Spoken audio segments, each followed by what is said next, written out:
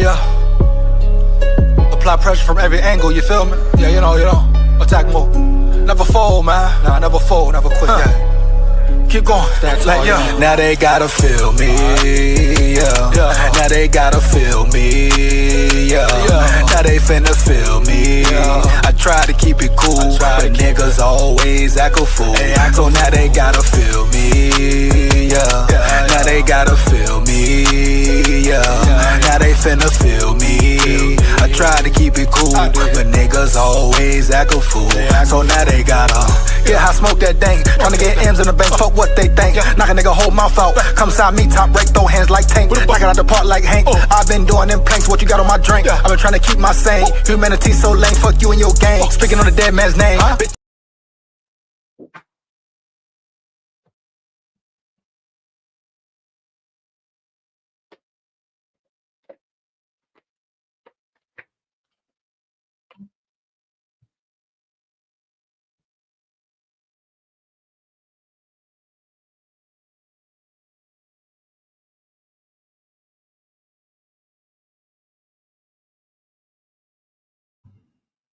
Skol Vikes, here we go. Skol Vikes, here we go, man. Hold on, who we got in the building early? Man?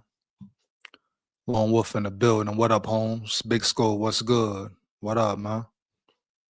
We go. Shout out Lone Wolf in the building, heavy. Said, damn, you that sorry? Hey, watch your mouth and your tone, Lone Wolf. I repeat, dog, watch your mouth and your tone. Here we go. Skol Vikes. Another day, another live, dog. A few topics to get into. Might be a shorter live, just depending on what's going down. Got some Kevin O'Connell talk to get into, bro. We're going to talk about the Vikings 53-man roster potentially right now, if they had to pick a roster right now. You understand? Heavy, man. You know? Talk about the potential 53-man roster. Talk about some Dallas Turner. It is his time. Jonathan Grenard is officially gone, so it is his time to step up. Skol State of Mind in the building. What up, Holmes? So, yo, EJ, my bad, bro. I barely check my Instagram like that. Put my number in the message so we can link up. Bet for sure, D Woods. Shout out Skol State of Mind. Shout out D Woods in the building. Heavy. Skol Vikes. Here we go. Definitely, bro. Let me know, bro. Yeah, bro. Let's lock in, bro. Let's get it, man. Skol Vikes. Let's work. Here we go, man. But yeah, it's definitely Dallas Turner time. Definitely time for him to step up. JG is gone. Now it's on him. You understand? Who will the backups be? Who will fill in if DT goes down, if Van Ginkel goes down, etc. Then we're going to talk about some Jawan Jennings information. What's the news on Jawan Jennings? Speculations were he had a chance to become a Viking, and he came for a visit, left, didn't come back, pretty much over with, no more talks. Now they saying there's more talks. So we're going to see and check it out and break it down, man. Once again, make sure you like, comment, and subscribe, and hit that bell as well. I repeat, hit that bell as well. Takes less than 1 second. Support the grind. Support the channel, bro. Why not? You understand? Hold on. I can't forget, though. Down at the levee, we going fishing at the levee. Skol Vikes, baby. Hell yeah, man. But first discussion, I think I want to start. Let me see here. Not the Jawan Jennings. Let me see. Got some Damon Claiborne news as well. Could we be looking at Damon Claiborne as the first string running back? I've been very high on Damon Claiborne ever since I found out about him. He's a weapon, 4-3 guy, really runs a 4-3 on the field. He's explosive. He can run tough. He can run behind his pads, no matter what they may say as well. Don't believe the hype. He's a real dog, for real. So we definitely got to get into some news there. Where's that? Yeah, first I want to get into this early Vikings 53-man roster. what we really looking like here as far as the Vikings go, man. Give me 1 second, bro. Once again, you come in the chat, make sure you fire the chat up, like, comment, and subscribe as well. Give me 1 second. Let me set this up, man. I gotta finish that draft breakdown video too that I was breaking down yesterday. Here we go. 1 second. Yes, sir. Yes, sir.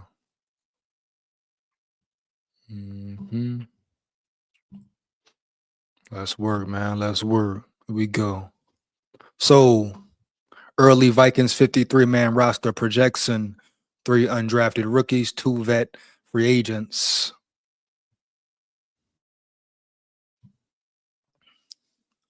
There's some people out there who feel right now with the addition of Kyler Murray, the Vikings are officially a playoff team, but not only a playoff team, a team that can make a deep run potentially. You already know my take on that, how I feel about that. Let's be careful. Let's be real careful with crowning Murray, acting like Murray is the answer to all answers. Comment down, comment way down. And if what Kevin O'Connell said is true, it will be a real competition. It will be a real battle, period. But let me know, do you think the Vikings are a playoff team right now? Is this the playoff roster right now, dog? Yeah, is this the playoff roster right now with the addition of Murray, with the free agent additions, the way the draft went, etc. Holmes, do you feel like the Vikings are a playoff team right now? If so, why? Here we go. Let's get into it right quick.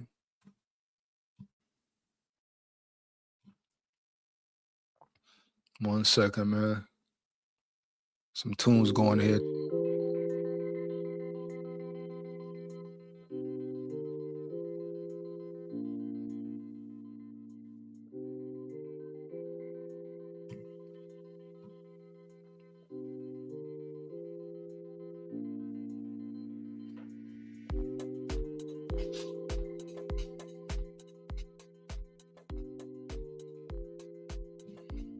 We go, man. Here we go. 1 second.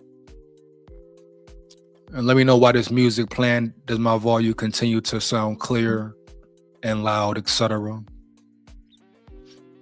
If at any time it cuts out, let me know in the chat. I repeat, if at any time the volume messes up or cuts out, let me know in the chat, bro. Here we go.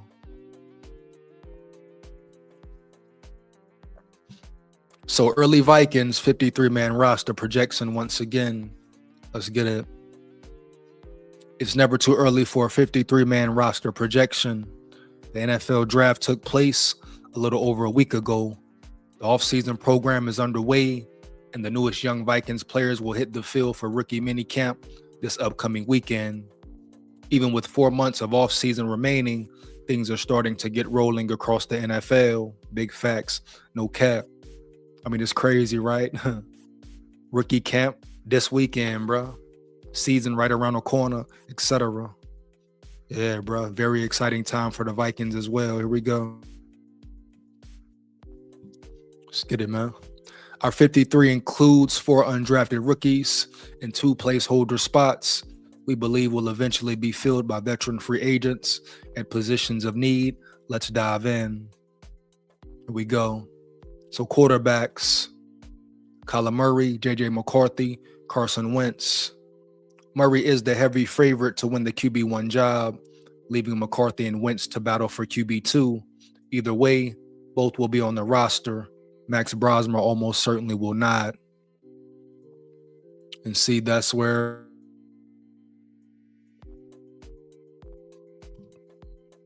for me, that's where the problem comes in, man. You know?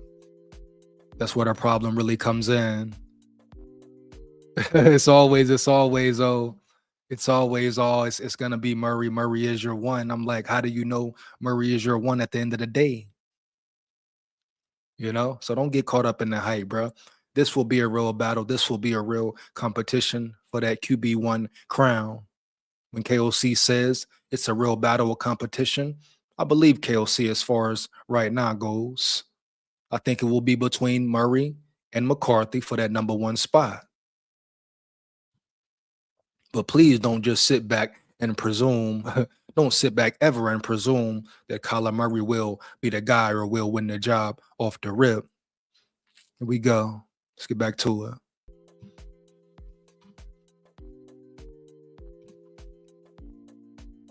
Here we go, man. Then we go to the running backs and fullback rooms.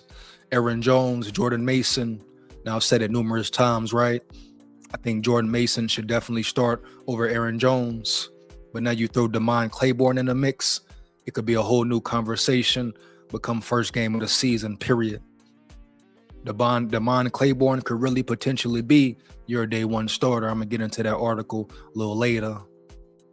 Then Max Bredesen, we know Max Bredesen, acquired in a draft, 6'2", 252. Can play fullback, H-back, tight end as well, dog. He can do it all. Big, physical, aggressive. He will punch you in your mouth all game. I repeat, he will punch you in your mouth all game, straight up. Here we go. So Aaron Jones, Jordan Mason, Damon Claiborne. I think that will be a three-way battle, bro. Heavy. I think it will be a real three-way battle. But do not be shocked if Damon Claiborne is potentially your one or heavy in the rotation, straight up. Here we go. Jones and Mason are locks as the Vikings run it back with their top two running backs. Bredesen, a 5th-round pick, feels like a virtual lock since he's the only fullback on the roster. There might only be one spot at running back 3 for Claiborne or Xavier Scott. And even though Scott is a solid pass catcher who had 46 touches last season, the electric rookie Claiborne feels more useful on this roster. Oh yeah, bro.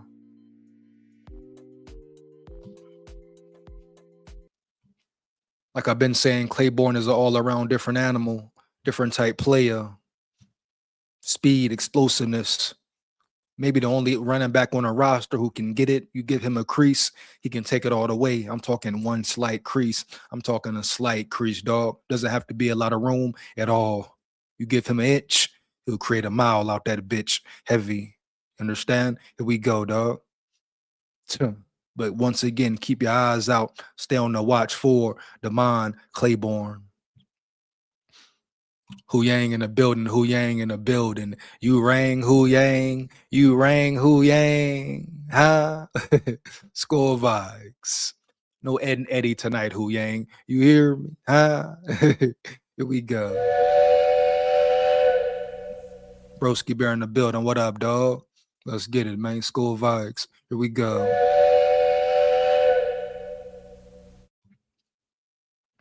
McCarthy beats out Murray, and Murray demands to be released, and Vikings remove him from the roster.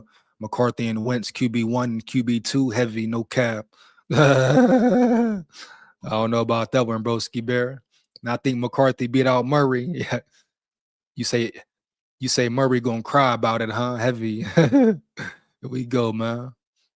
Team 9 round yonder. Lock in, 9. Lock in, bro. They don't want to see you shine. For real. No cap. Here we go.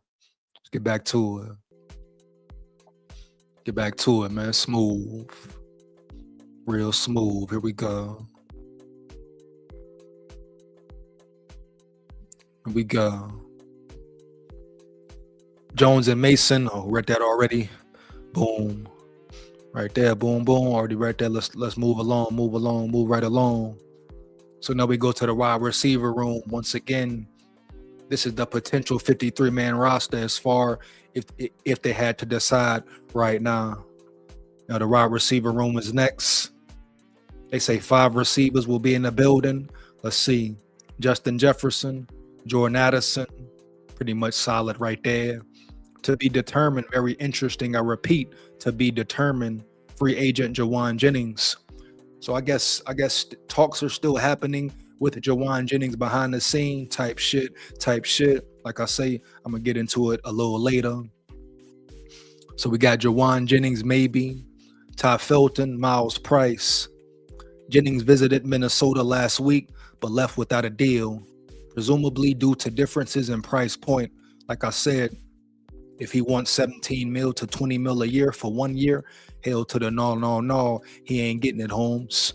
So if you want to play fair ball, cool. But if not, get out the building early, quickly and swiftly, baby. No cap. Here we go.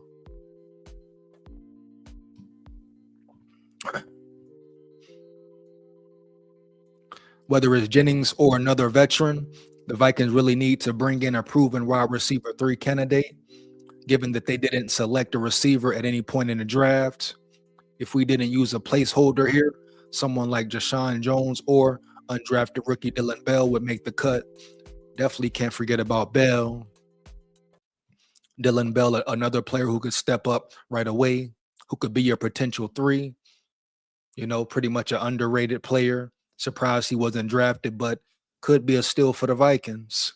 Maybe 2 or 3 UDFAs who could definitely make the squad. Matter of fact, I'm surprised they left him out round yonder. But at the end of the day, pay close attention to Dylan Bell. Watch him raise hell. Here we go.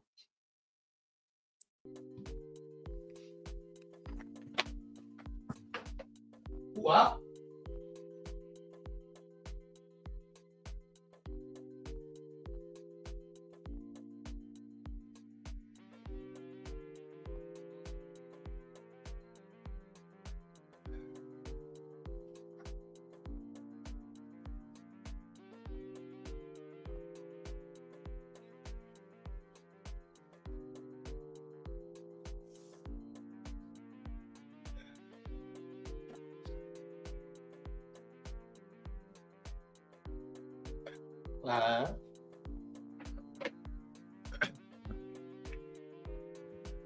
But yeah, like I say, man, keep your eye out for Dylan Bell. He could be one of those guys who come in and solidify that 3 spot. Not saying he will, but definitely has the chance to, for sure. What he brings to the table, his versatility. You're talking about a dude who they compare to Deebo Samuel, et cetera, et cetera.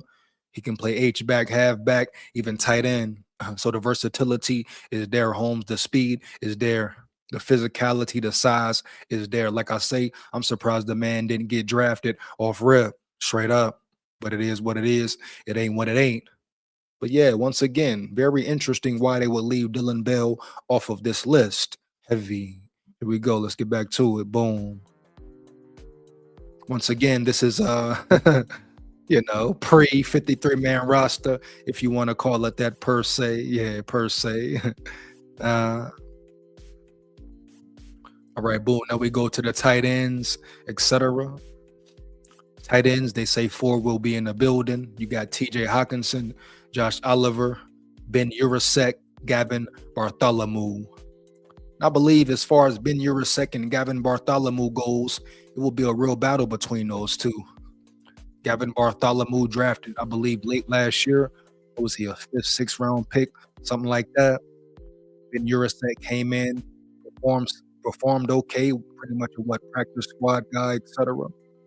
So Gavin Bartholomew, can he stay healthy? Can he prove himself? But he was a Vikings draft pick last year. So I believe him and Ben Urasek will definitely battle it out. Period, man, straight up. Here we go. Tight end is the only position at which the Vikings have not added a single rookie, UDFAs included. In a sense, though, Bartholomew qualifies as an addition after missing his entire rookie season due to injury. Bredesen might also see some tight end duties in addition to playing fullback. Like I say, Bredesen, versatile player. He can pretty much do it all.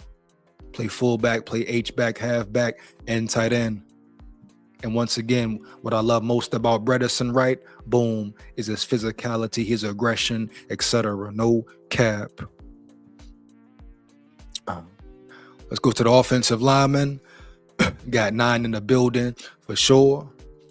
Here we go. Christian Darrisaw, Brian O'Neill, Donovan Jackson, Will Fries, Blake Brandell, Ryan Vandermark. Glad they picked up Vandermark through free agency. Solid depth chart guy, straight up.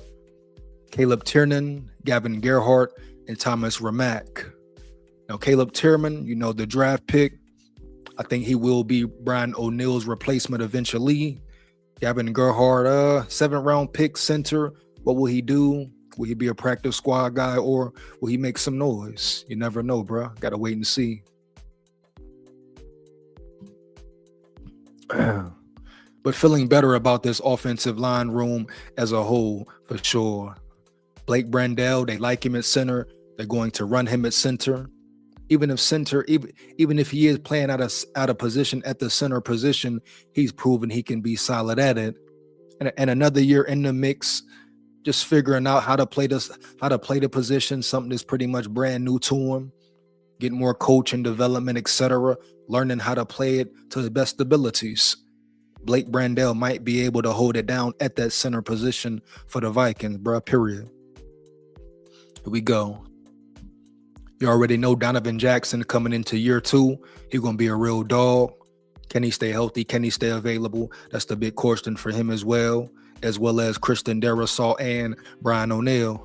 But I'm glad the Vikings attacked the depth chart immediately. They improved immediately with the signing of Ryan Van Der Mark, Holmes, period. Here we go. The starting 5 is set here with Brandel basically unopposed at center after the Vikings waited until the 7th round to draft one.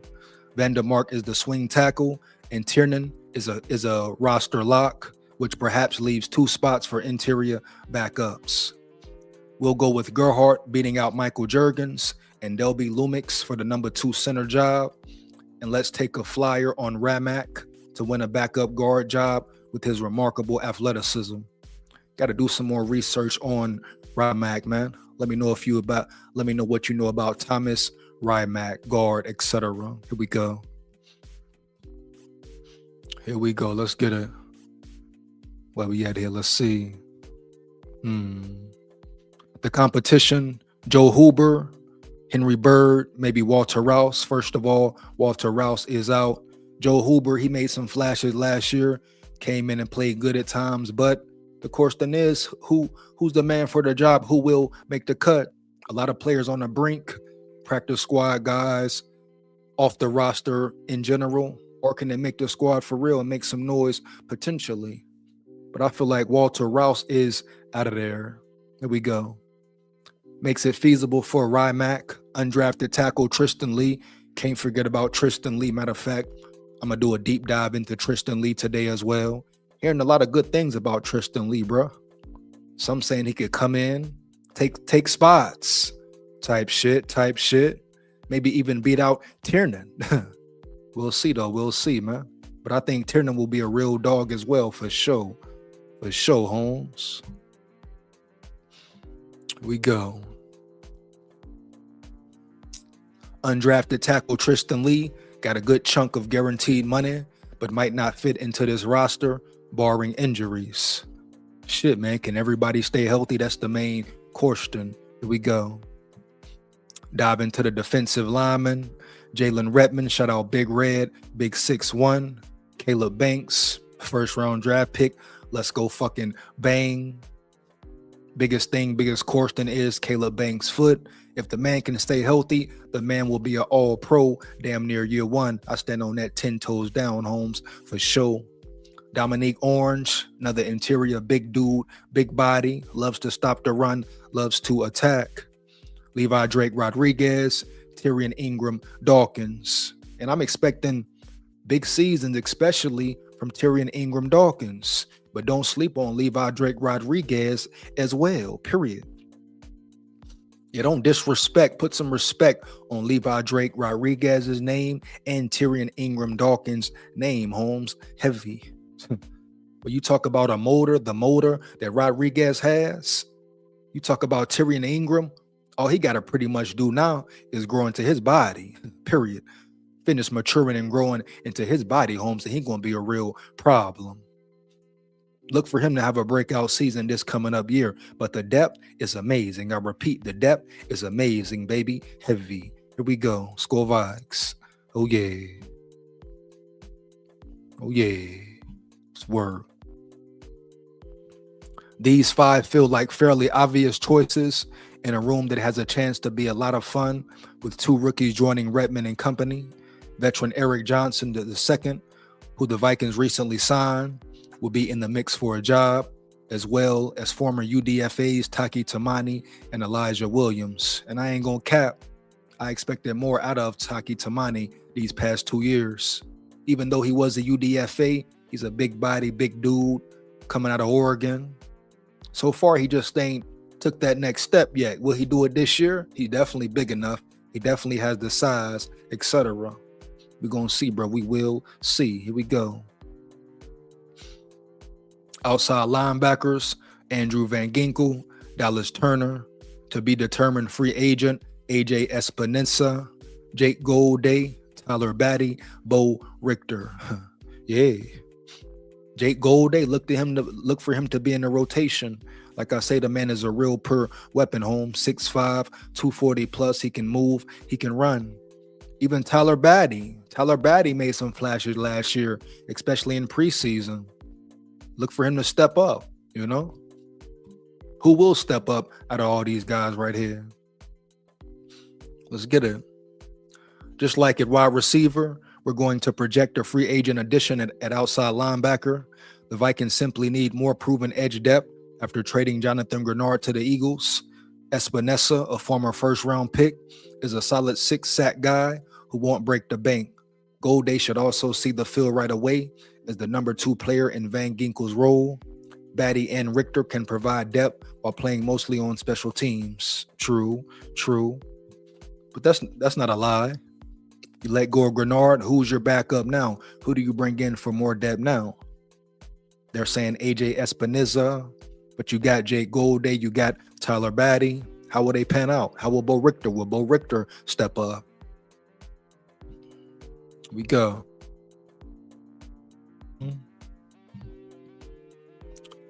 Inside linebackers, who we got? Blake Cashman, Eric Wilson, and Ivan Pace Jr. One reason keeping only 3 off-ball linebackers feels reasonable is that Golday has multiple position versatility and figures to spend time in this room as well. With that said, you could make an argument for dropping someone like Batty or Richter and keeping a 4th inside backer, perhaps undrafted rookie Scooby Williams if he has a big off season. Yeah, bro, some of these UDFAs. Another UDFA, Scooby Williams for sure, out of Texas A&M. Keep your eyes on Scoob Williams, etc. Dude's a real player, athlete, versatility, etc. Fast, aggressive, all that. So definitely pay attention to him, what he does, training camp, OTAs, etc. Here we go. Go to the safety room. Josh Metellus, Theo Jackson, Jay Ward, Jacoby Thomas, Javier Thomas. Now we know about Jacoby Thomas, of course. 3rd round pick, safety. Fits Brian Flores' scheme very well. Type shit. Theo Jackson, nobody safe. Josh Metellus, nobody safe, right? Right. Jay Ward, look for Jay Ward to step up. You ask me, I'm taking Jay Ward over Theo Jackson, over Josh Metellus. Here we go, bro. Let's get some young, fast talent in the room. I repeat, let's get some young, fast talent in the damn room. Josh Metellus, if he gets beat out, he gets beat out. Theo Jackson, bro, the same thing. May the best man be on the field. May the best man win, period. Here we go. Let's get it. Unless Harrison Smith decides to come back, this room seems pretty clear cut. The biggest question might be how big of a role Jacoby Thomas can earn as a rookie. Javier Thomas is here for special teams and special teams only. Big facts, no cap. The only real notable cut is Khalif Halasi. Yes, very excited about Jacoby Thomas, bro. No doubt. Feel like he just brings so much to the table, to that safety room. He brings so much to that safety room. You know, just personality, swag, demeanor, energy, etc. But also on the field, Holmes, physicality, aggression. You know, he bring that pain every time he hit. Yeah. No cap, bro. But I feel like he'll be a player to contribute right away, definitely. For real. We go. Yes, sir. We go. Go to the cornerback room. Boom. Byron Murphy Jr., Isaiah Rodgers, James Pierre, Dwight McLaughlin, Chuck Demmings, call him Chuck D, Marcus Allen. Byron Murphy pretty much a solid solidified his spot. Isaiah Rodgers, I feel James Pierre will take Isaiah Rogers' spot, hold that down. Dwight McGlarthern, how can Nudie do? Can Nudie produce? What is he going into year 3 or 4? Chuck D, the rookie, 6th-round pick. He could definitely be in the mix, bro. I think he will definitely make the team. Corsten is now. How much reps will he get? How much time will he get? We're going to see, bro. We're going to see. Here we go. The top 3 are obvious. The depth spots could be up for grabs. McGlarthern has stuck around for a few years and may still have some upside with his playmaking ability. Deming's long-term potential is too great to keep him off the roster. Big facts, no cap. And for the final spot, let's go with an undrafted rookie in Allen over a former UDFA in Zamaya Vaughn. And Zamaya Vaughn, I believe Zamaya Vaughn is number 34. Saw him last year, another tall, lanky, strong corner, etc. So does he have a shot? Does he have a real chance? Maybe so, maybe not. But it will be a true battle. That's what you like, bro. May the best man win. I repeat once again. Here we go. Let's get it, man. Let's get it. SKOL VIKES. Specialist, special teams unit, etc. Will Reichert. What a thrill coming. What a thrill coming. Heavy. Roll Tide full of pride, baby. Roll Tide. Ain't nothing rolling but the damn tide. Here we go, man. You know, Will Reichert, kicker, holding it down in the boogie downtown for sure. Brett Thorson, punter. Brett Thorson, they say he has a crazy leg. I repeat, a crazy leg. I believe Brett Thorson is a UDA, correct? Yeah, for sure, for sure. Then you got the long living legend. Been in the league for years, damn near Andrew DePaula, long snapper, holding it down for sure. Always, all day. Here we go. Here we go. Let's get it. Yeah. In an upset, we've got the undrafted rookie Thorson beating out 15th year veteran Johnny Hecker for the Vikings punting job. Thorson will have to prove trustworthy as a holder, but the Australian has a big leg, and Hecker is no longer the player he once was. Yes, sir. And that's pretty much it for the whole 53-man roster conversation right now. As you know, definitely it always could change. These are pretty much, you know, speculations, assumptions, etc. Yeah, bro, no doubt. Go ahead and dive into the next segment right here. 1 second. Still got to finish that video breakdown as well. Oh, yeah. See where we at with it. So next we're going to get into some, like I said, JG is gone, but I'm going to get into some JG news, break down what JG had to say about Dallas Turner, man. You know, this is what everybody, I should say, a lot of Vikings fans have been waiting for at least, right?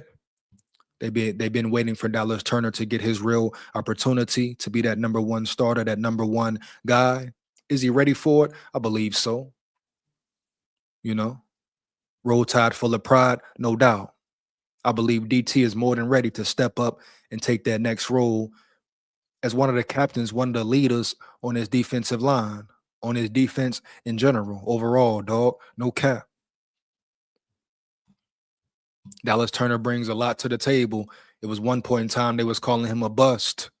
Just after year 1, the man was 22 years old. I saw him play at Bama. I seen what he brings to the table. You put on the Bama tape, you put on the Vikings tape, and he's continuing to grow and grow and progress, period. Dude has skills, dude has speed, size, and power. And he showed that towards the end of last year, especially when JG went out. And once again, much props, much love to Grenard. No hate towards him. Wish him the best for sure, until he comes to SKOL territory. Then it's on his head top, make his head drop, period. But I want to break down what he had to say about young dude, man. Young dog, my brother DT, straight up. But this will be Dallas Turner's breakout year. I really believe that as well. I'm sure he's excited about the opportunity, excited about the situation in general, you know. Let's get to it. Give me 1 second, man. Yes, sir. We go.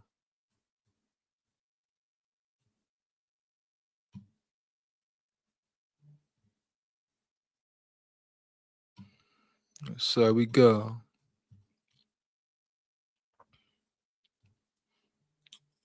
Matter of fact, let me see if I can just go see that on the tube, man. Instead of reading the article, let's just tube it out. You hear me? Tube it out. No doubt. You know? 1 second. See if I can find a clip where you're talking about him. Shalom.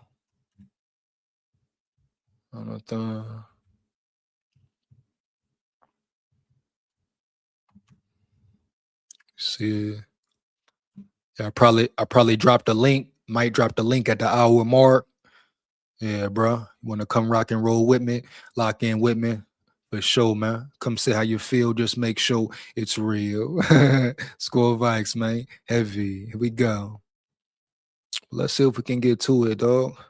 See what Grenard had to say. I broke down some of the collab they had a few days ago. Didn't finish the whole thing. Let's see what's up with it from here. Let's see what's up. Let me know if it's an echo as well in the audio, bro. Might have to change some things around, but let me know if it is an echo. Give me 1 second. Let's get to it. Here we go. Make sure you come in the chat. You fire the chat up once again. Like, comment, and subscribe, and hit that bell as well, man. Support the grind, support the channel, Holmes. Once again, right? Here we go. Takes less than 1 second, Holmes. Why not? Let's get it. And once again, when I play this clip, let me know if there is an echo or let me know if it is clear. Yeah, SKOL VIKES. Let's get it. See if I can find where he's speaking about him, though.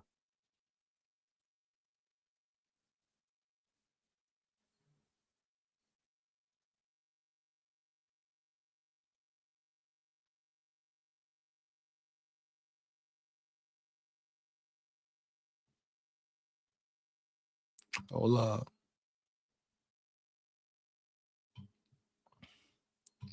Did he speak about him already?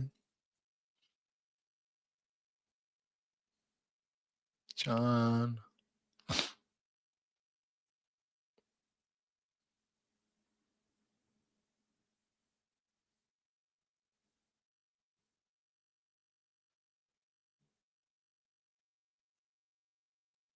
Yeah, it might be right in here, I'm guessing. Let me see. Might just have to read it, though. I don't find, let's see. When I first got here, I'm not gonna bullshit you, brother. Like you literally, you don't understand the power. You're not only a good person, a great student of the game, but you're a damn good football player, dude. Like that's why I feel like I've done my job. I'm never gonna gas him up or let him get too high or too low. Hell, we're not. Even when I was in Minnesota, I still call and check like, "What's up?" Like, and we still talk as if we just left the building together. But at the same, Here we go. I think that's DT right there. DT right there. Let's see. It was about like 2 months, like a month and a half ago. I sent a message say, "Listen, like this message if you're about to make $50 million a year. Like the message." Hello. We're just dropping knowledge, talking about ball, talk about pass rush, grabbing hands, stuff like that. Questions like, I'm not going to be the vet that's like, fuck you, you might take my job. Book, man, I ain't got shit to hide. Definitely ready to talk about football, life, financials, you name it. I just like to be another person that can just help out another guy that is struggling at a time or just kind of trying to figure it out. That's a really, I mean, like, that's so cool, man. I used to love like being a vet. It's like a privilege. It's like, man, I worked really hard to get here, and now I get to enjoy the fact that I can help younger players, and a rookie that does soak things up or ask questions like, I'm not going to be the vet that's like, fuck you, you might take my job one day. Well, hey, that's reality, but while you're here, we need your help, and so I'm going to help the rookies. And I remember the pride you feel when your rookie gets paid or something like that. Josh Sweat got paid. He was my rookie. You seeing Will Anderson get paid? I'll just Kerrigan. You know, he was a guy who, and a lot of times too, it's kind of weird too. I think about a lot of pass rush moves, and hell, I even work 4-3 system obviously. Yeah, I think I'm gonna just read what he said, dog, because I'm not finna keep searching for that certain spot. So let's go ahead and get to it right quick. 1 second. Let me get up off that right quick. Boom. Dive into the article. Here we go. Give me 1 second, man. Let's see where we at here. Let's get it.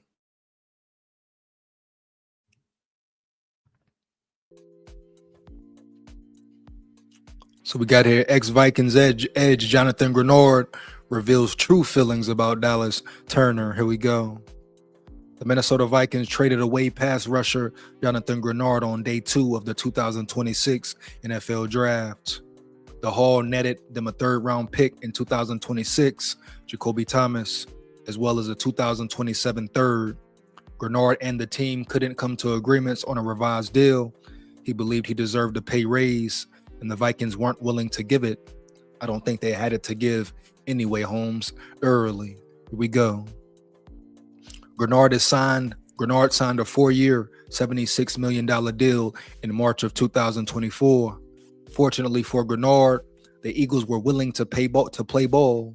After sending the Vikings 2 third-round selections, Philadelphia gave him a brand new 4-year, $100 million deal. Big money, big bag. Repeat, big money, big bag. Shout out JG for getting that big bag, bro. Heavy. SKOL VIKES. Yeah. The agreement includes $50 million guaranteed and got the Vikings off the hook for $12 million in 2026. Now it's next man up. Minnesota felt comfortable with dealing Grenard since Dallas Turner has been waiting in the wings. The Vikings drafted Turner at 17th overall in 2024 in the 2024 NFL Draft. Minnesota sent that year's 23rd overall pick, as well as some day 2 and 3 compensation to move up for the Alabama's pass rusher earlier that round. Roll Tide for the pride. Here we go. The Vikings also selected QB JJ McCarthy. Now going into year 3, Dallas Turner is an assumed starting edge rusher in Minnesota. The aforementioned Jonathan Grenard made his feelings on Dallas Turner known on Green Light with Chris Long. Did I have it here?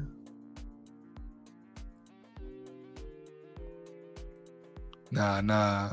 Here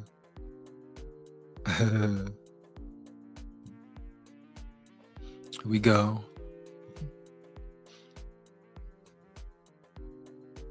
Here we go. Jonathan Grenard didn't hold back when talking about Dallas Turner. The next person up now is Dallas. I'm sorry, I'm going to say it, Dallas Turner. When he's on and he's dialed in on the game plan, the kid is a bottle of explosion. Shout out JG for keeping it real, Holmes, as well. Here we go. The guy, like I mentioned, is a 4-4 guy, and he's only breaking the surface of how he's going to be in this league. But that's who I'm taking care of next. I'm watching real close. I'm still going to be talking to him the same way. Like, listen, XYZ has to happen or this is not going to happen. Just the little small things, got to have when you're dealing with a young guy like that because they don't know. As much as they are mature, when you talk to them, you talk a good game. They still don't know what they don't know yet. And that's all true, bro. It's a development process for sure.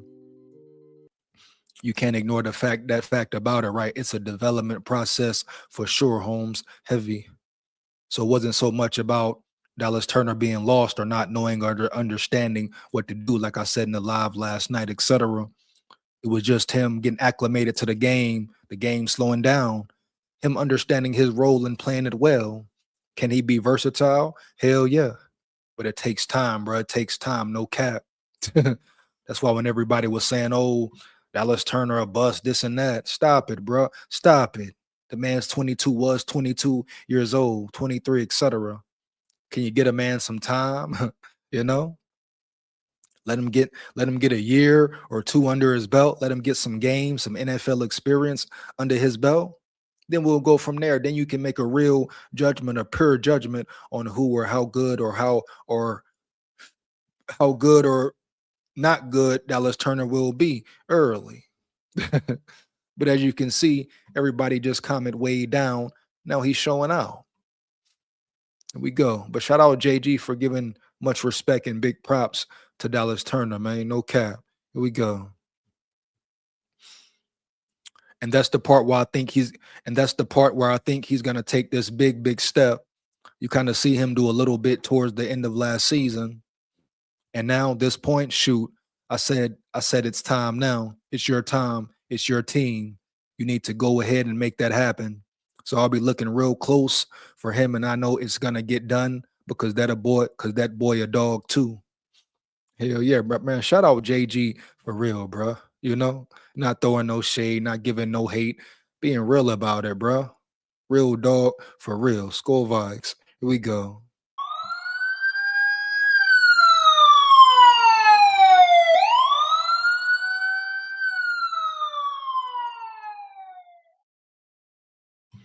You know, JG keeping it real about that, about DT. I like that, though. I respect it as well. Heavy. That's Dallas Turner is no longer the future. He is the now. Minnesota made the decision to trade away Grenard, even though they are firmly in a win now situation. This is clearly a vote of confidence in the development of Dallas Turner. They could have rolled over and figured out the money for Grenard. However, they feel high enough on Dallas Turner and a Brian Flores defense to replace or even outdo the production left behind Grenard. And if anybody can do it, it's definitely DT, dog. No cap.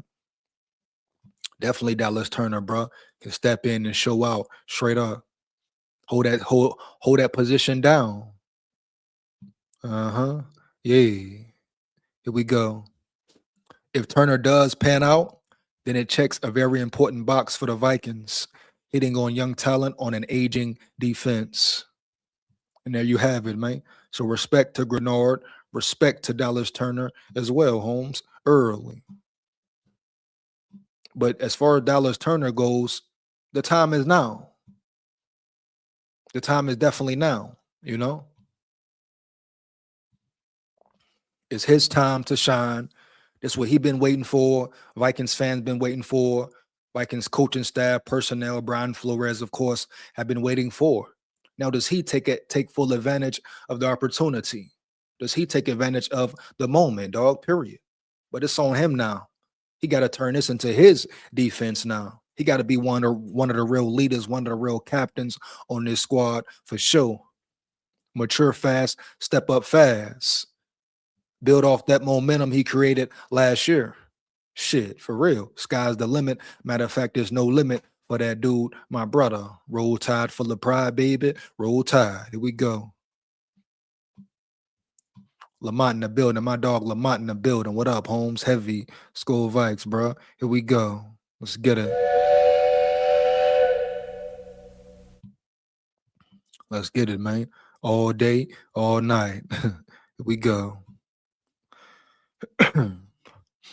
So that's it for the JG Dallas Turner talk, man. Like I say, Dallas Turner, it's time for you to get it, Holmes.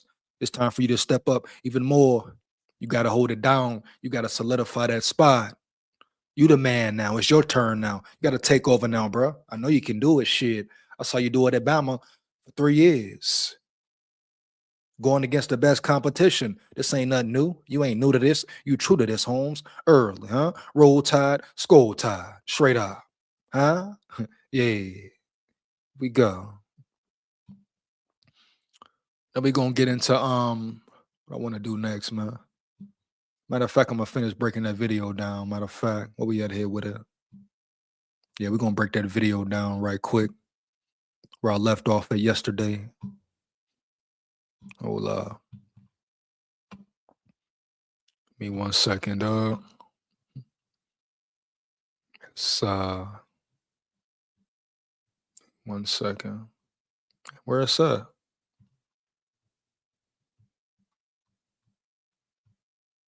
Shit, if it's up here, shit.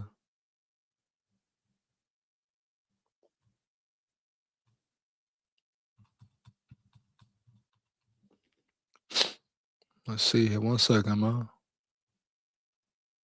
Thought it was just there. Let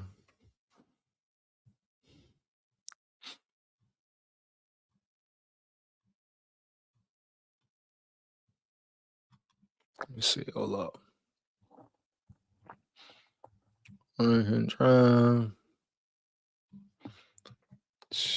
Drive. Yes, see what's up.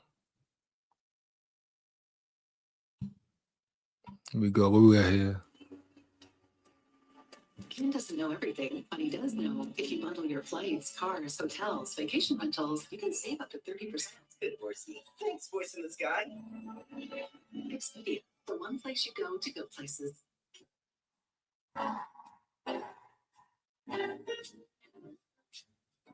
Hey guys, real quick, only 40% of our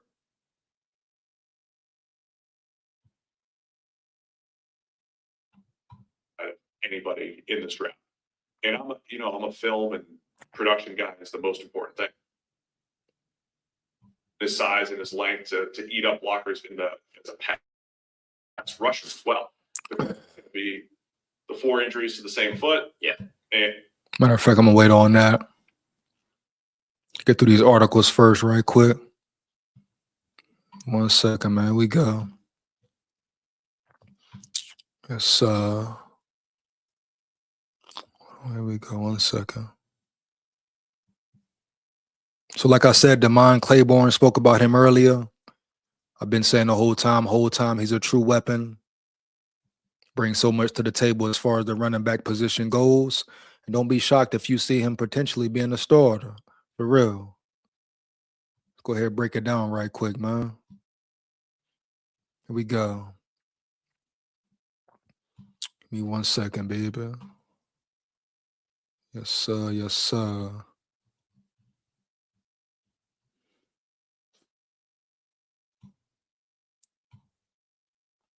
Yes, sir. So, could Damon Claiborne win the starting job for Minnesota Vikings?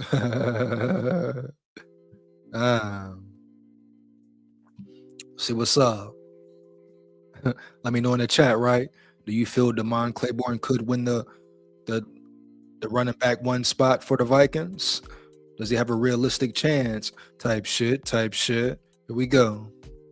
There were 2 major trends for the Minnesota Vikings in mock drafts leading up to the 2026 NFL draft.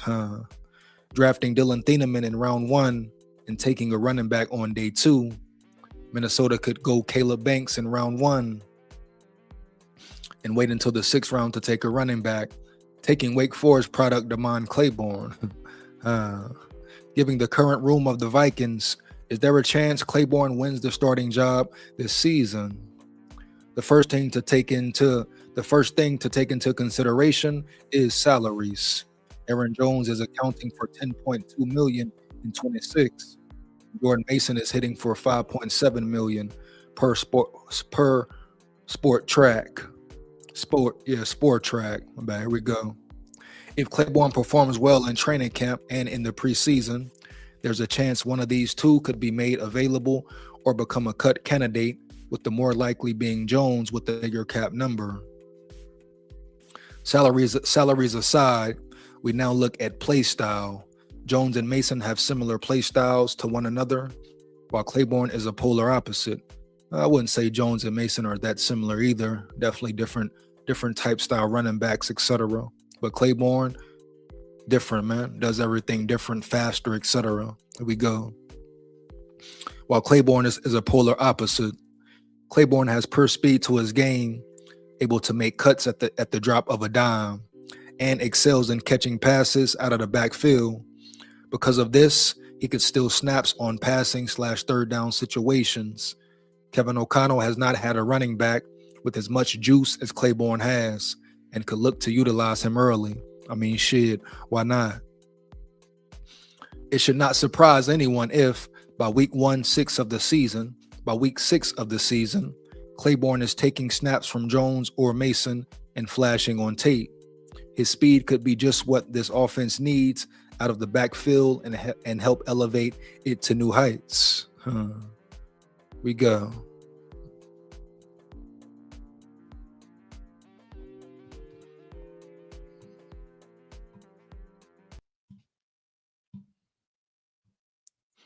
And like I've been saying, bro, Damon Claiborne, I feel like he will compete. He will definitely come in and compete. Now, will he be the starter? Time will tell, but he will be there. He will be in the mix for sure. If he does start, will I be shocked? Hell no. Hell to the no, Holmes. Heavy. Shit, he can do it all. Every aspect of the game, bro. Run, utilize him out the backfield, catching the ball. He can run behind his pads as well. All that. I think pretty much for him, it's just a matter of getting the reps, rep after rep, repetition after repetition, no cap. Here we go, man. What else we got here? So I'm going to do this. Let me see. I'm going to go ahead and drop the link now, man, to get into that video. You want to come rock and roll with me, lock in with me, say how you feel. Just make sure it's real, man. Let's get it. But next segment, I'm going to go ahead and get into this Vikings trade, Vikings draft grade video. Just see what so-called analysts and experts and fans of the game got to say about the Vikings and where they stand with the draft and all that. Here we go. Let's get it. Second.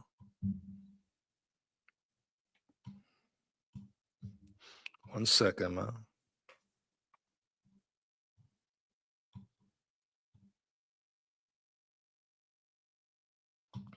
Because, you know, also been hearing there's been a lot of disrespect about the Vikings draft. I mean, hell, even Vikings fans were mad at the Vikings draft, right? Why'd they draft Claiborne? Why'd they draft Banks? Why'd you draft this guy, that guy, etc.? So some people feel different types of ways. That's cool. It's what it is. It's what it ain't. It don't matter. At the end of the day, it's all chatter. But I just want to see what other analysts have to say about the Vikings, bro, in general. See if they hating or they gonna keep it real. They gonna hate or they gonna keep it real, man. Here we go. SKOL Vikes, bro. Once again, make sure you come in the chat, like it up, like, comment, and subscribe, and hit that bell as well, Holmes. Heavy. Support the grind, support the channel. Like I say, link is in the chat. You want to come rock and roll with me and lock in with me?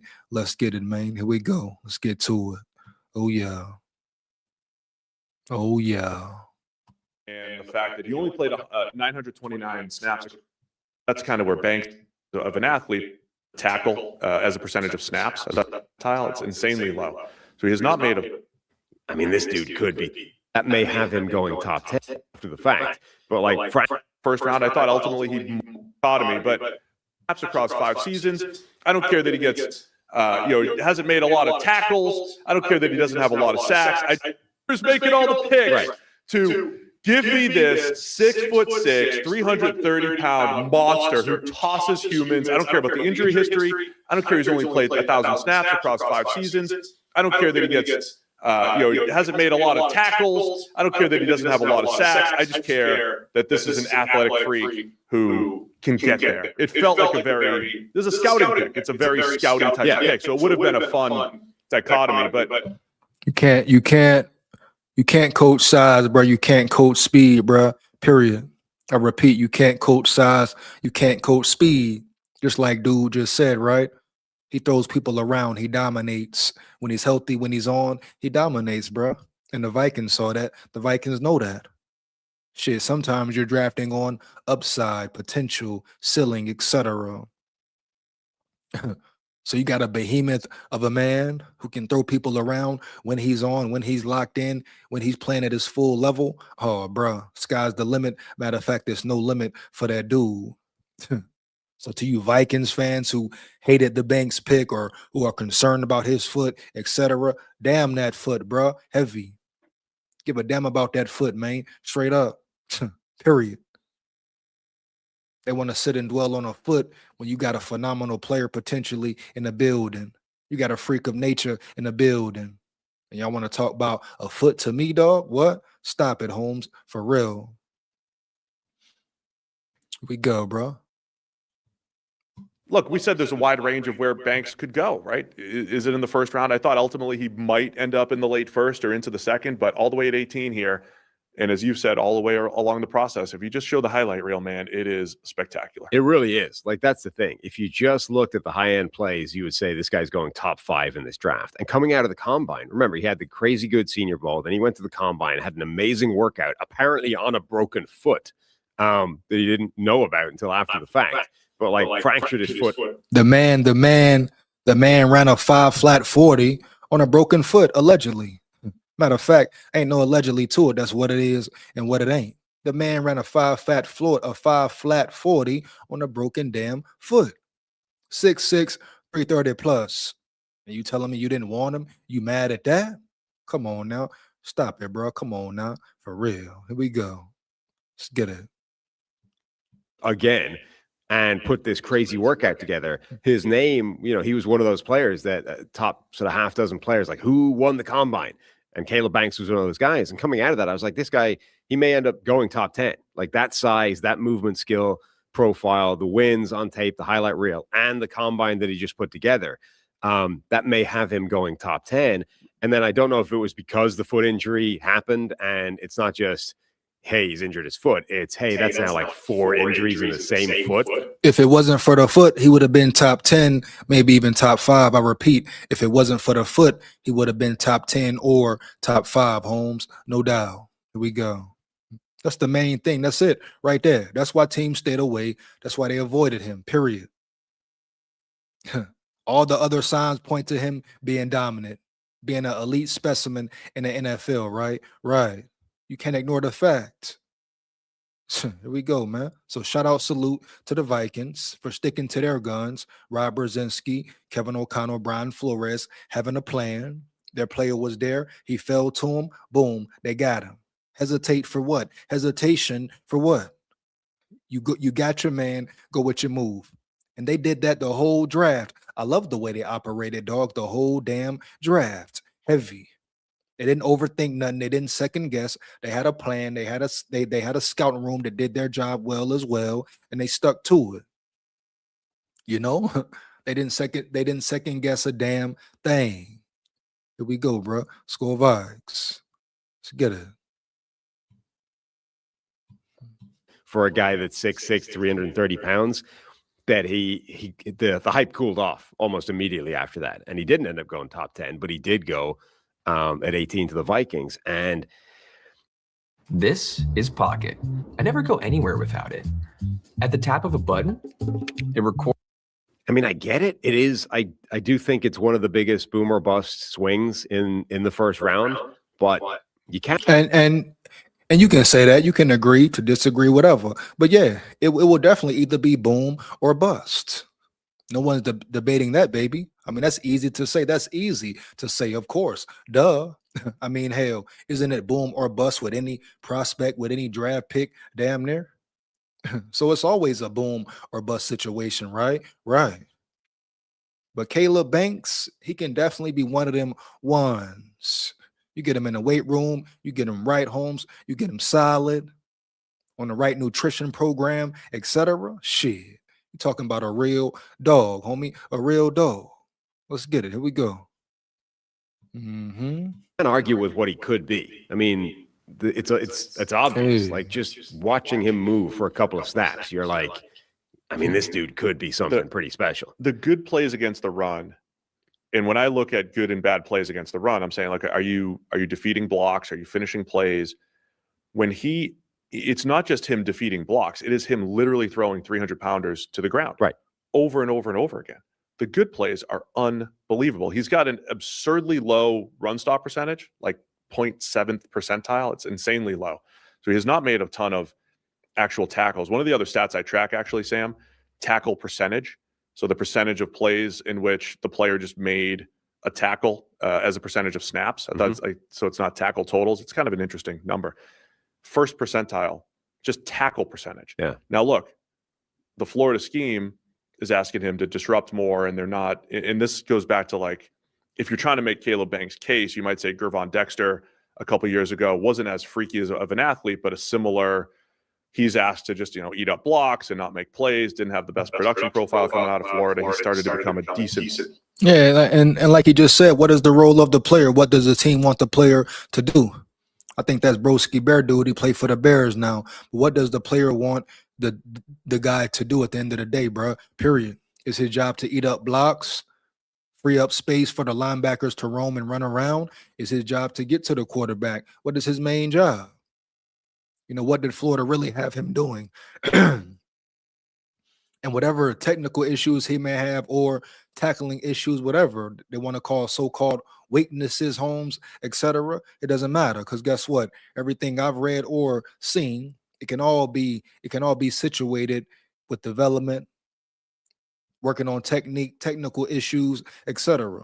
That's where the coaching staff comes in. That's where Brian Flores and his expertise comes in. So I'm not worried about what he needs to correct or work on. His so-called weaknesses, heavy. Nah, bro. I'm focused on how great he can be, his upside, the talent, where he's at right now. We go. But you can't forget, it's different roles for every player in certain positions. You can't just assume, he's a defensive tackle, so his job is to strictly stop the run or strictly get to the quarterback. Now, what is the scheme? What does your defensive coordinator want you to do? Yeah, man. Here we go. Let's get it. That's why it's called scheme, bro. That's why it's called system, etc. Let's get it.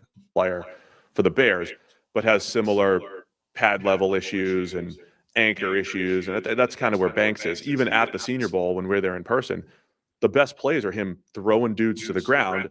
And then the next play, he's getting knocked off the ball 10 yards. Yeah. So there's so much inconsistency to his game, but he's got a pretty good pass rush profile and all the tools where if you just kind of let him go. I think he's also really good on stunts and twists of just setting dudes up, right? It just using his size and his length to eat up blockers as a pass rusher as well.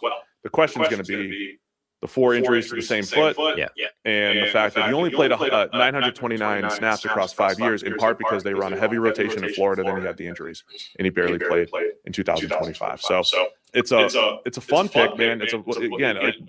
As a fan, I just like tracking these things. I just like keeping track of when the Vikings draft this guy a little bit higher than expected, with all these what ifs to his game, but some of the highest quote unquote upside of anybody in this draft. And I'm a film and production guy is the most important thing. But you want to explain away what happened the same way you do with Trayvon Walker years ago, right? Freak athlete who didn't have great production. Well, why? He's playing 4 eyes, you want to at least explain it away. Now, when you add that all up, for me, he's a 34 in my draft score. So I wouldn't do it. But I'm intrigued to see someone else try and see what happens with Banks here. Yeah, I tweeted before, sometime the week before the draft, that keep your GM away from his highlight reel, right? Because that's going to make you go, I want this guy, I need him, I got to take him. And I overall kind of agree with you that he feels more like the risk side of the risk reward than the rewards. I mean, sometimes you got to take a risk, bro. Sometimes you got to take a risk, take a chance, etc. Like shit, it's always a draw to straw. It's always a damn draw to straw. Period. That's what the whole draft is about. I mean, come on now. Do you really know at the end of the day how good or not good a player will be? Some players you can just tell, but most of the time, even with first round picks, you're always taking a chance, bro. Bottom line. Good thing about this pick, this has Brian Flores' name written all on it. This whole draft does, damn near. Here we go. Matter of fact, I'm gonna move ahead and see what else they're saying here. But for you to be one of brave, neither of the pass rush types, fan is still relatively young. Like Golday here from Cincinnati. Yeah, and consequently, because he's a former defensive end, is still relatively young and inexperienced at the position. At linebacker, the athleticism, the size, the range, it's all there for him. Again, I'm kind of excited now. The idea of plugging these players into a Brian Flores defense is becoming more. It's kind of like the all these players fit the scheme. Why wouldn't you be excited, right? All these players fit the damn scheme. From Jacoby Thomas to Golday to Banks, Dominique Orange, etc. Chuck D, Charles Demings, etc. All these guys are players that will definitely fit Flores' scheme. He know it, you know it, I know it. Here we go. It's a difficult thing to analyze, right? Because like you were saying, there's nobody in the NFL that you trust more with a 4-2 receiver than Ben Johnson, right? That's not a reason the pick is good. That's just a reason to be excited by that guy within this offense because of the coach, right? This is sort of similar. It's like, you know, 3 defensive players who have pretty interesting profiles. Well, now they're being given to Brian Flores and say, well, what can Flores do with those guys? That's exciting, but that's not necessarily a reason that, you know, Caleb Banks at 18 in a vacuum is a good thing to do.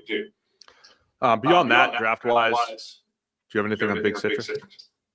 Big Citrus, well, Big Citrus, man. Big Citrus, man. Let's get it, man. What's up, man? What's up with Big Citrus, man? Little loco. You know. Here we go, man. SKOL VIKES. admittedly, I like the nickname more than I like the player. The player is more solid than spectacular. He's got pretty good power, pretty good quickness for his size. He doesn't bring much as a pass rusher. He is more of a space occupying type of player. I wanted to run stopper. That's all we need. That's what we need. That is his specialty. Matter of fact, once again, run stopper, period. That's why Flores wanted him. I guarantee that's why Flores wanted him. Like him more because his nickname was so awesome, but he's just solid. Yeah, I hear you. I'm kind of with you on Citrus. I thought he would hold the point a little bit better too. Like you see the Iowa game, they could Logan Jones. That's the thing. Like he's not even spectacular at the thing that I was expecting him to be spectacular at. It's like, he actually doesn't like he could jack up some blockers and make some plays. He doesn't actually anchor as well as I thought he would for his size, but we'll see what ends up happening there. Caleb Tiernan's interesting because he's 6'7" with Hutch arms, smaller than Hutch arms. Smaller. They love talking about the dude arms. My thing is, if you can play, you can play. I don't care if your arms are long, arms are shorter, whatever.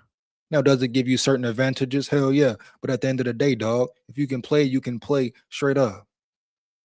Yeah, man. And Tiernan, big body, 6'7", damn near 6'8". Come on, bro. Physical specimen. Yeah, very excited about what Tiernan brings to the table. Smaller than what was his arm length? I need the official number, but he's 6'7". 32 and 3/8. I think weren't they? Yeah, that's what I have.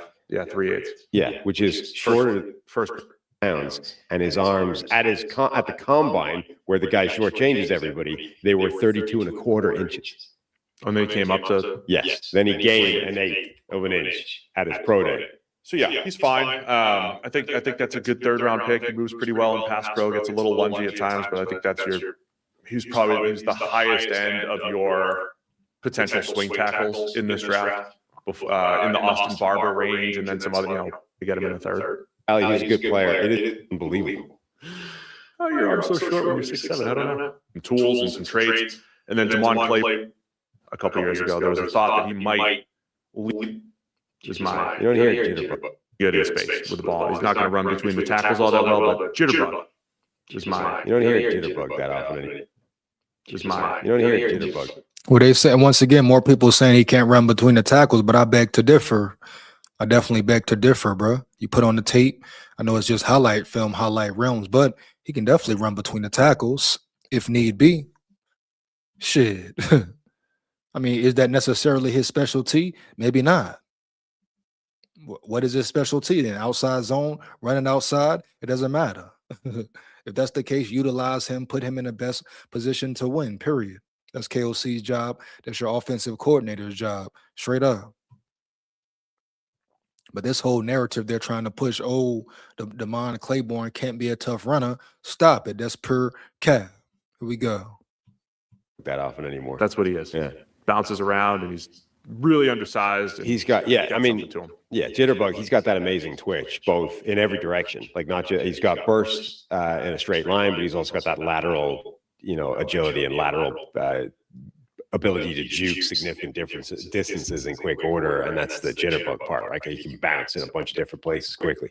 Everyone expected the Vikings to take the safety at the top. They go Jacoby Thomas with one of their third rounders, 6'1", 200 from Miami. Ran a 4.57. This is not Thieneman, right? It's not your elite athlete, and he's been. But honestly, maybe again in the. Who says he's not an elite athlete? Who says he's not a real dog? I'm glad he's not Thieneman being real. Does he bring more to the table than Thieneman right now? And we're talking about scheme system. Who fits the Brian Flores scheme or system better, Thieneman or Jacoby Thomas?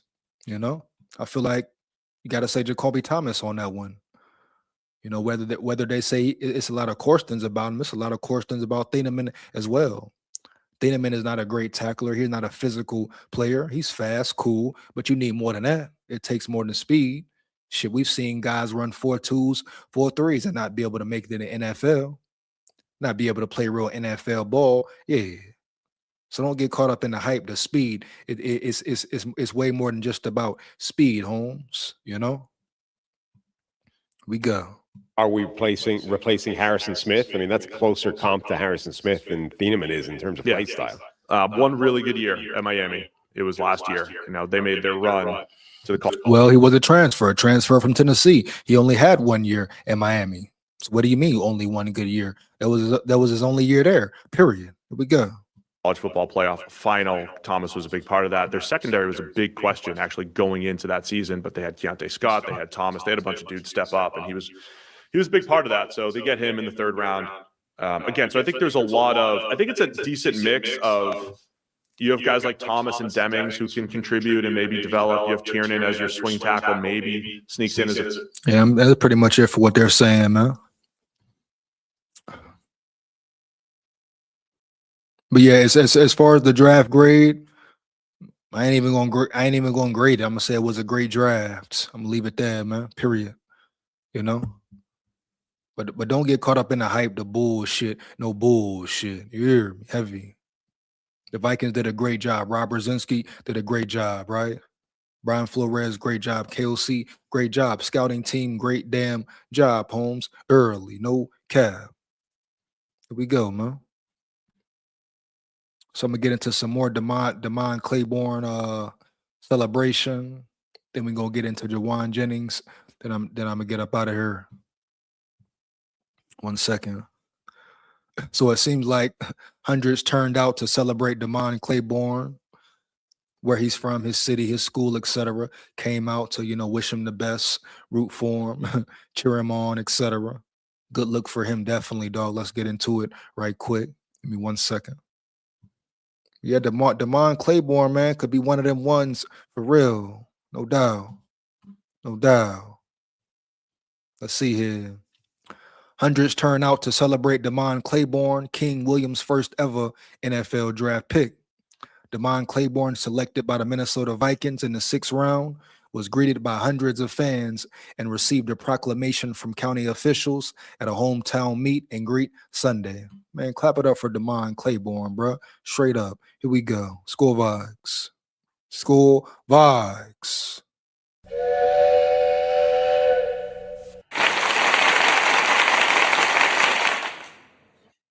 Let's get into it, bro. Here we go. Let's get it.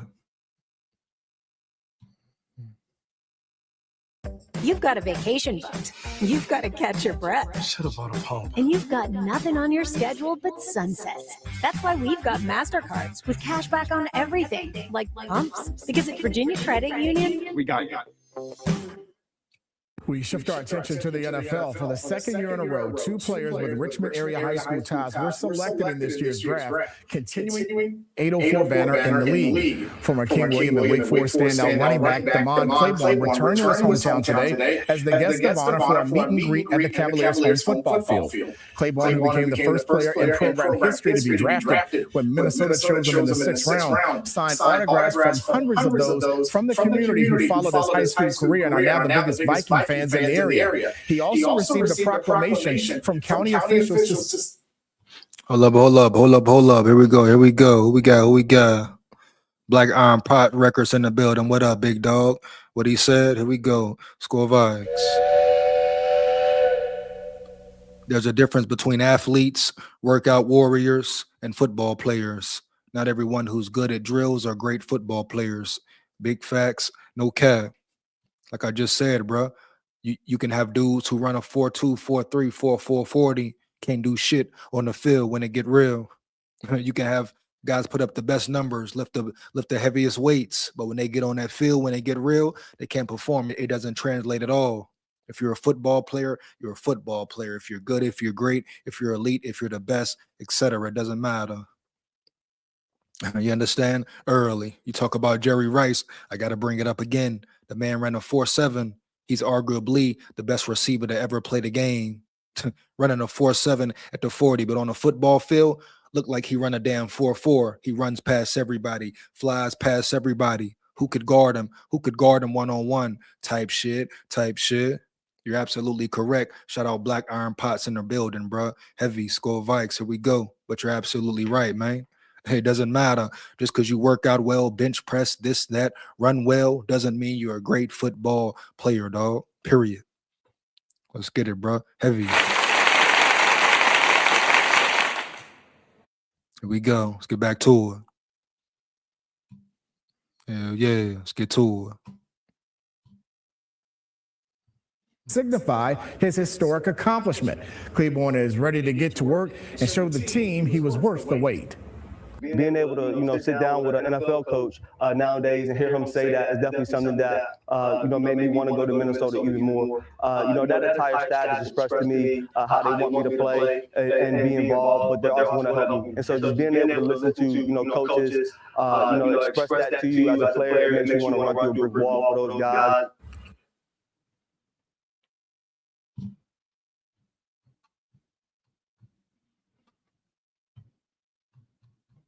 And shout out to Devon Claiborne once again, man. So glad he's a Viking. Excited about what he brings to the table for sure. I repeat, for sure, man. No way around it. Dude is an overall weapon. Then you get him for a steal damn near in the 6th round. He falls to you. What more could you ask for? I repeat, what more could you really ask for? No cap.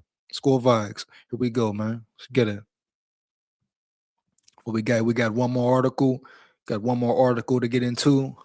Gonna talk about the Jauan Jennings situation. A lot of rumors, speculation going on right there as well. Here we go. 1 second, bro. Let's get it. Now, as you know, Jauan Jennings came to visit, then he left. Nothing happened. But allegedly, it's still talks going on behind the scenes. The Vikings could still be potentially working on a deal to sign him, bring him in the building, whatever. You ask me, I would love for Jauan Jennings to be a Viking, but for what price? That's what it comes down to.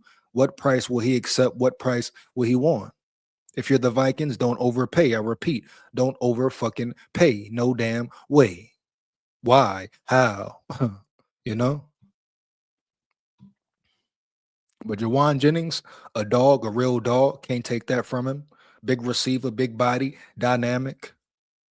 Helps you in the red zone for sure. Gives J.J. McCarthy a bigger target for sure. So would I love him in the building? No doubt. But once again, at what price? If it doesn't make sense, he can go. He can straight up go and stay away. Get the hell out the building. Get the hell out the building. Oh, yeah. Bitch, yeah. Here we go, bro. Let's get it. Yeah. Here we go. Let's get it. Yeah. No. Vikings get update on free agency saga with 49ers Jauan Jennings after visit. Yeah. Here we go. Jennings, who proved during this time. Hold on. Where we at? Hold on. San Francisco 49ers free agent Jauan Jennings is surprisingly still there for the taking. Jennings, who proved during his time in San Francisco that he can be a wide receiver who makes plays at a very high level, hasn't gotten a ton of love on the free agent market. It's a bit surprising that he is unsigned just yet. But he also might be looking for a lot more money or a better system than what's out there. That's the big question right there, baby. No doubt. how much money does this man want? You know, at the end of the day, how much does he want? Hey, if it's too much, don't force it. But yeah,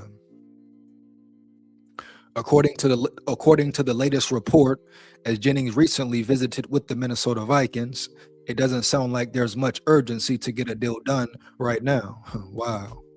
According to the Athletic's Alec Lewis, the visit was more about the Vikings getting a feel for where Jennings stands in free agency and what they can offer him. That visit was always kind of exploratory type of feel, Lewis said, per Heavy. It was never billed as Juwan Jennings is coming here, it's signing, done deal, over with and done for. It was always more of a hey, you come meet us. We're going to spend time with you, see where you're at, talk through everything, fit, role, what we're about, what this building is about, and then obviously some of the financial ideas with where both sides stand. There's a lot that has to happen over the next few weeks to days for Jennings to likely sign a contract, though him visiting Minnesota is a step in the right direction for his free agency case. The Vikings can use another decent wide receiver, as Jennings would likely fit in as their wide receiver 3. No doubt.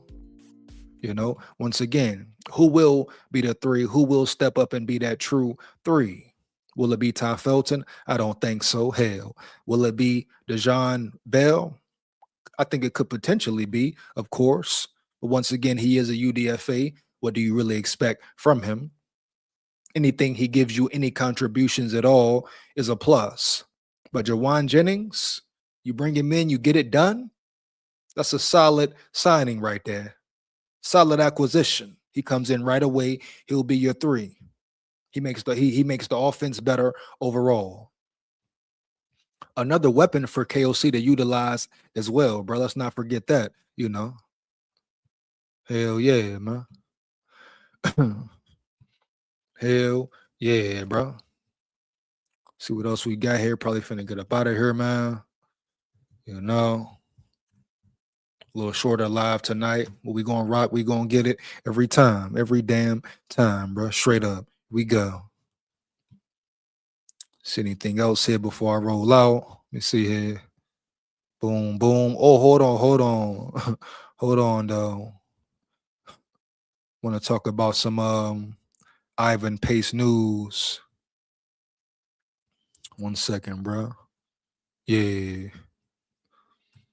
See what's up with Ivan Pace type shit. Could he be cut or no? Yes, sir.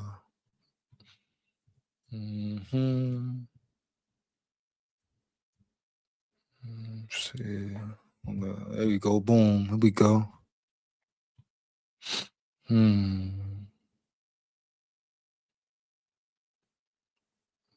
Nah.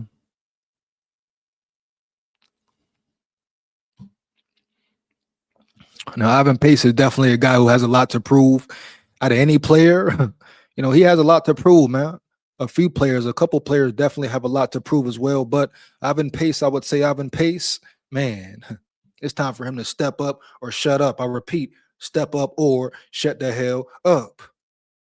Now, his situation is a little weird, definitely, Holmes. You talk about a guy who came in as a UDFA, got playing time, got ticked right away. Everybody thought he would be a major. Still, he would come in, start, play for years, have a solid career even. But damn, you talk about the downhill he's on, the regression he had last year. Eric Wilson came in, took his spot. No disrespect to him, but we talking facts here, dog. Real per facts. Ivan Pace Jr. must step up. He's no longer a starter. He's no longer the green dye. I'm going to get into the article right quick, but boom. Do you think Ivan Pace has a chance or will he be cut? Fire the chat up, bro. Fire the chat up, straight up. Do you still believe in Ivan Pace Jr. or is it time to simply move on? Here we go. SKOL VIKES. Let's get it. You hear me? Heavy. Here we go. Get it. We definitely have to upgrade in the absence of Naylor.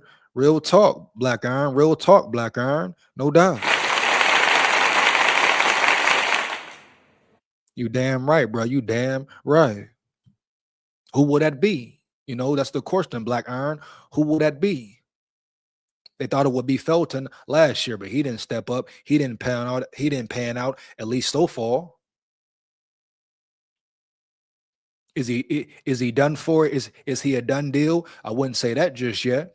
But if he don't perform better this season, this off season, OTAs, training camp, preseason, what you wasting your time for? Heavy. Get him out the building early, or get him on a practice squad, or keep his ass on special teams early. But we need a true 3, you know, a true 3. See how it pans out, though. I think Dylan Bell, like I've been saying, Dylan Bell, a real dog, has a real shot.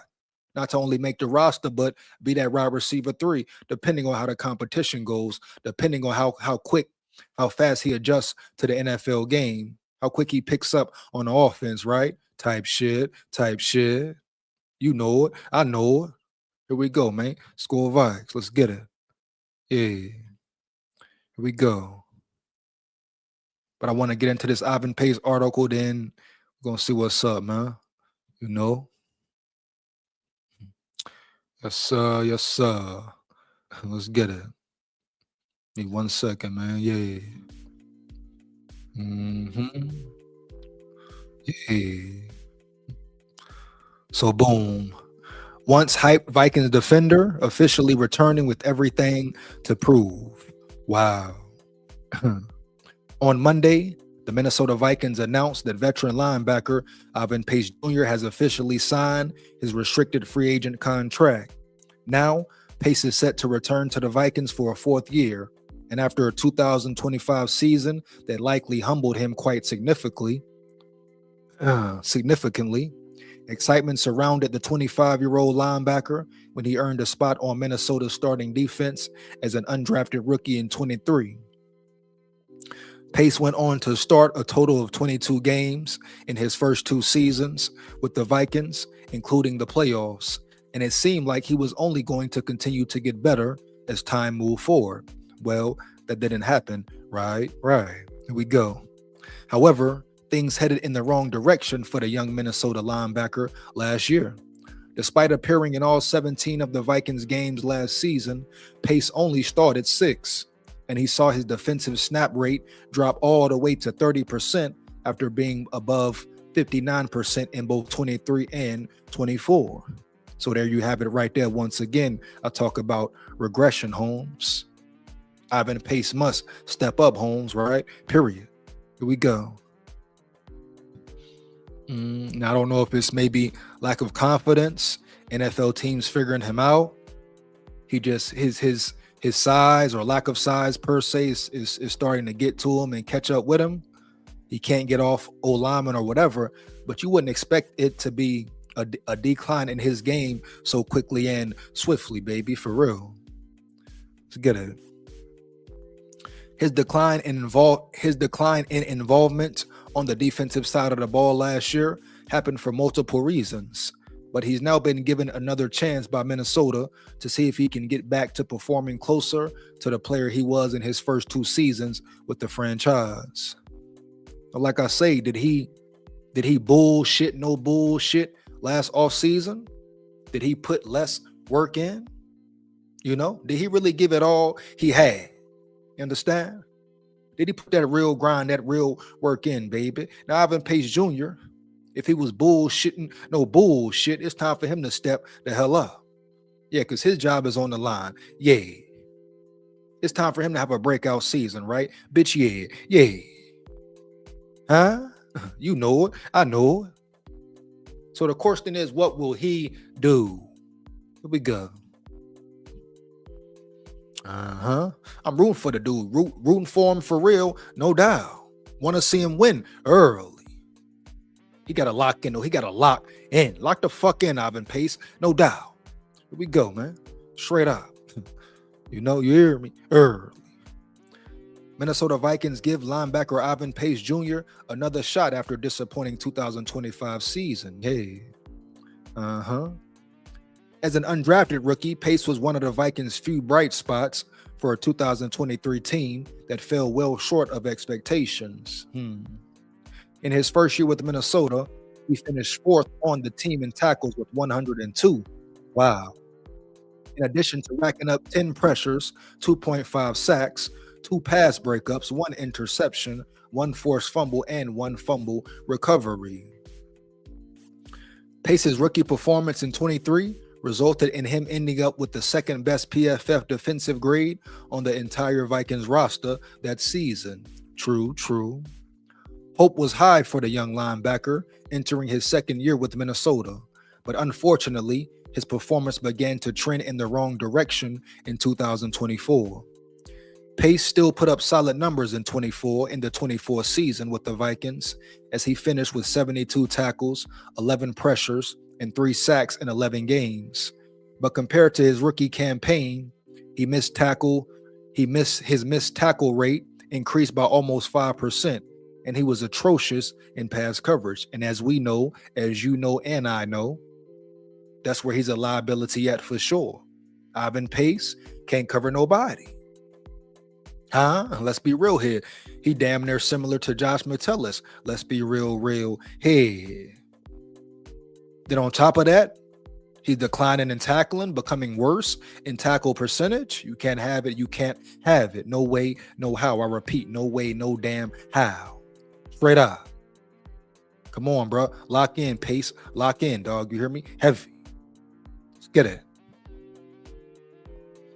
Hey.